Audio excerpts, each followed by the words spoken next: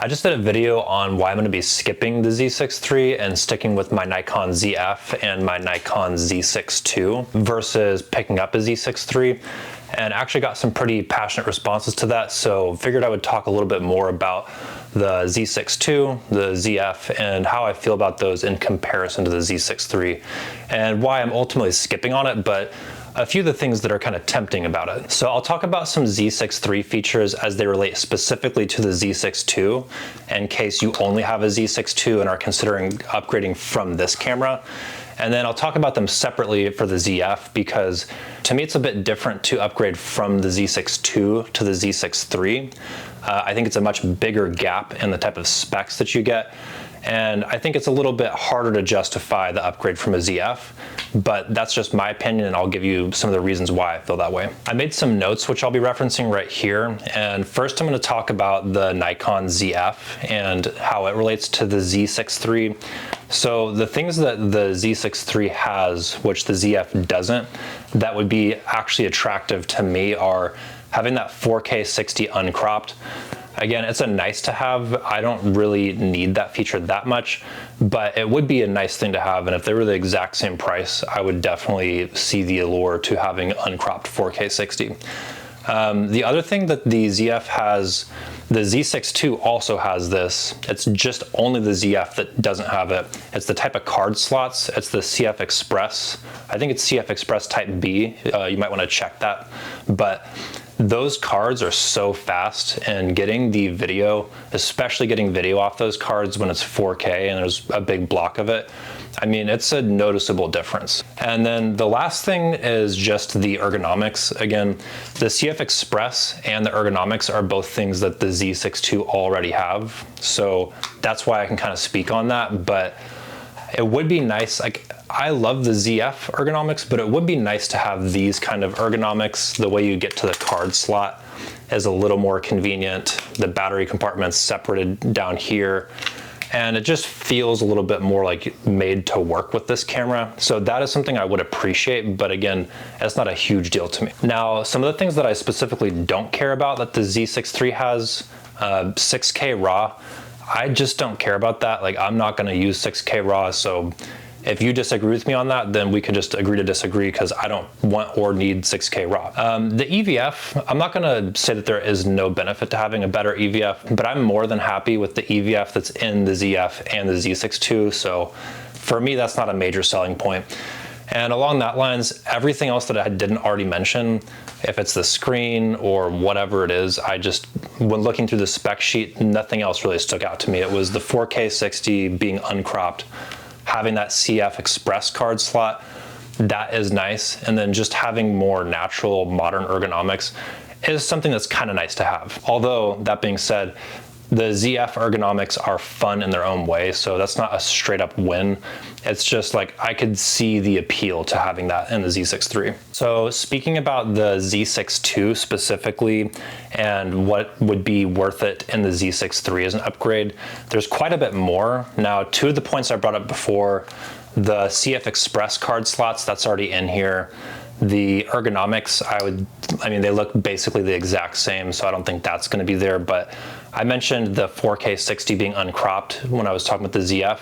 That still is obviously an upgrade from this, the Z6ii as well.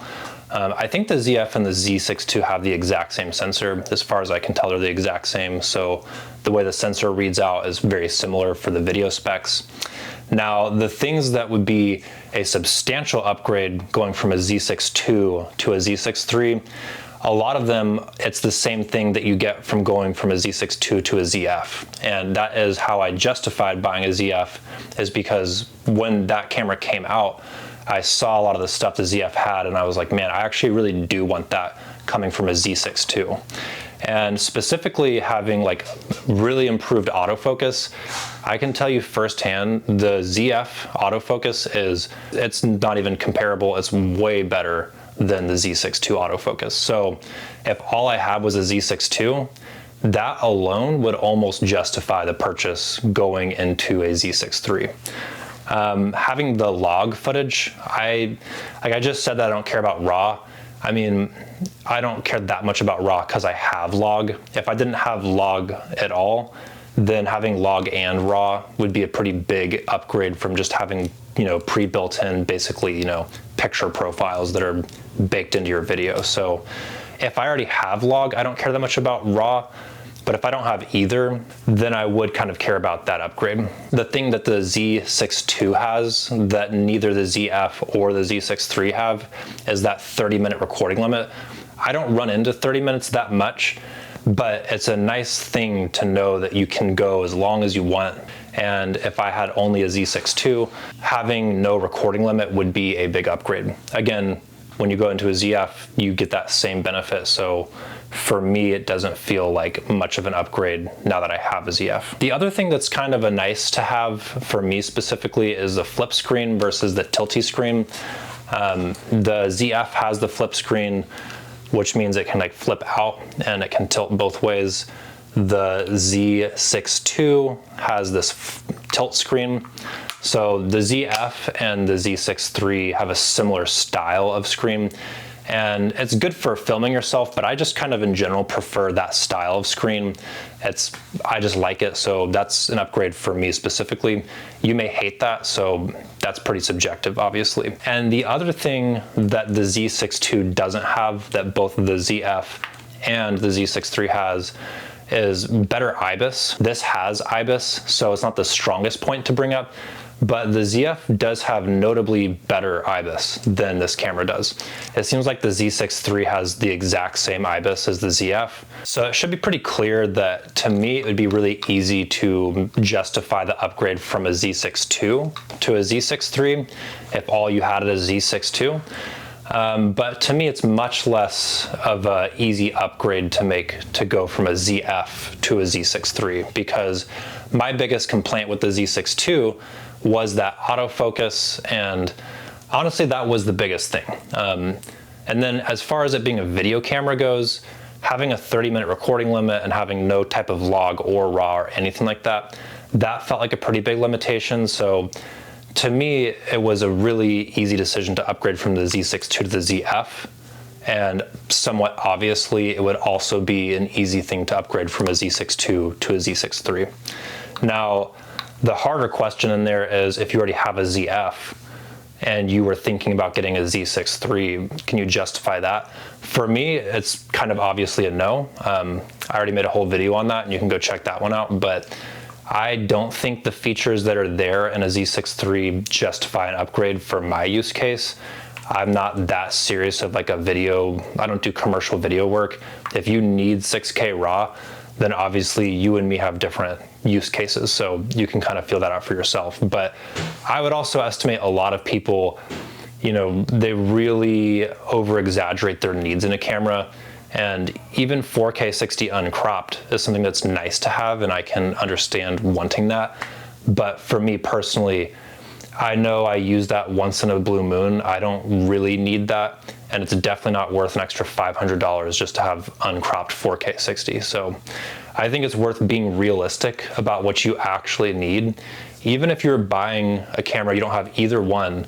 I mean, there's definitely a case to be made for saving $500 and staying with the Nikon ZF, and I would still be tempted to do that today. Because like I said, you know, like the three features that I really care about that the Z6iii has, that the ZF doesn't, is 4K 60 uncropped. I don't really need that. It's just something that would be nice to have. Having the CF Express card slots, that would be nice. I actually would like to have that. That's probably a bigger deal than the 4K 60 uncropped. And then the ergonomics, but that's kind of a split, and I already know what that feels like. I've used this camera, the Z6ii, and I've used the ZF, and I appreciate things about both. So again, that's kind of a toss-up. This is more functional, this is more practical, and a ZF is more kind of like fun and quirky. Anyway, I just thought it's kind of interesting. I like talking about cameras. I don't care that much. If I was buying one today and I didn't have any camera, there's a good chance I would go with the Z6iii, but it would be kind of a hard choice. I'd be tempted to stick with the ZF. And already having a ZF, I'm definitely not upgrading right now, just because I don't need any extra specs that it has, and the ZF is more than enough camera for me. And I also just love that camera. I love the way it looks, I love the way it feels. In my opinion, the Z6iii is a marginally better camera than a ZF for my use cases, and it is a substantially better camera than a Z6 II. So that's my conclusion. Anyway, thanks for watching. Peace out, y'all.